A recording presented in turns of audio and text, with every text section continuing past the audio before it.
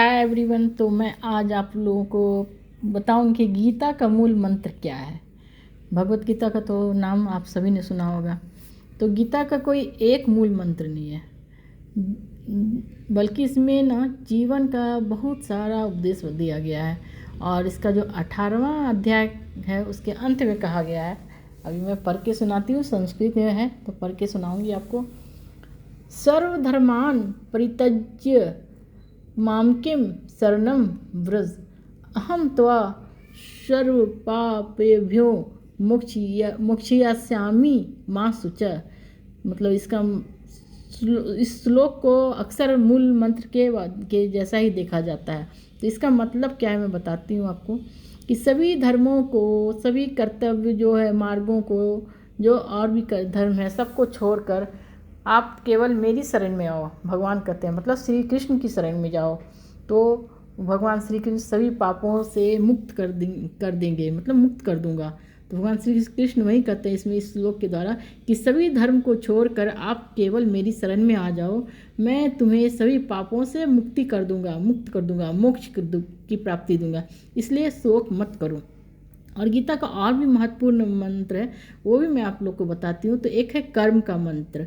कर्म का मंत्र मतलब कर्म करते रहो, संयम रखो, धीरज रखो, और अपने प्रयासों पर, अपने जो आप चेष्टा करते हो उस पर विश्वास रखो। यह सफलता का मंत्र है।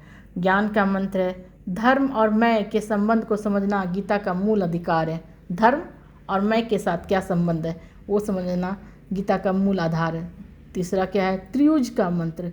त्रियुज मतलब काम, क्रोध, लोभ, सारे जो है नरक के द्वार को खोलता है इंसान के लिए। इसलिए इसका परित्याग करना चाहिए। काम क्रोध कहने का मतलब काम क्रोध लोभ के जो मानसिकता हमारे अंदर है, हमारा जो हम जो काम क्रोध और लोभ से वशीभूत होते हैं और गलत कार्य करते हैं, तो उसका हमें त्याग करना चाहिए, निश्चित रूप से त्याग करना चाहिए और भगवान की शरण में जाना चाहिए। ब्रह्म का मंत्र। ब्रह्म का मंत्र एक अक्षर ब्रह्म है, ओम। तो ओम का जाप करने से ही आदमी को सद्गति प्राप्त होती है, परम गति प्राप्त हो जाती है, मोक्ष की प्राप्ति होती है। तो ये मैंने छोटा सा मंत्र आप लोग को बताया गीता का क्या मेन मतलब मंत्र है। तो आप लोग को शायद अच्छा लगा होगा। और ऐसा ही अगर वीडियो आप लोग को चाहिए तो मेरे चैनल पे बने रहो।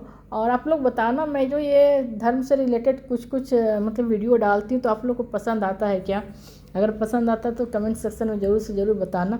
और ये अच्छी बातें हैं क्योंकि गीता तो आज के संदर्भ में ज़रूर फॉलो करने लायक है, क्योंकि जितना अभी आदमी करप्टेड होता जा रहा है, तो उसमें गीता में सच्चाई के मार्ग को पर चलने के लिए बताया गया है। काम क्रोध लोभ को त्याग करने के लिए बताया गया है। अच्छे कर्म करने का पाठ दिया गया है कि आप अच्छे कर्म करो। तो ऐसी बातें अगर आप करोगे, गीता का पाठ करोगे, रोज़ एक बार भी आप गीता का थोड़ा सा कुछ अंश पढ़ लोगे तो आपके मन में सच में अच्छी भावना विकसित होगी। मुझे ऐसा लगता है कि अगर आप अच्छे धार्मिक पुस्तक पढ़ो या अच्छे बुक्स पढ़ो ना, तो आपके की मनोवृत्ति भी वैसी हो जाती है और ज़रूर से ज़रूर कुछ ना कुछ उसकी अच्छाई आप में आती है। तो आज के संदर्भ में मुझे लगता है गीता सब लोग को पढ़ना चाहिए। गीता पढ़ने की ज़रूरत है, श्रीमद् भगवत गीता खासकर।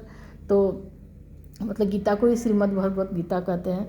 तो उसका सार तो कम से कम लोगों को ज़रूर जानना चाहिए।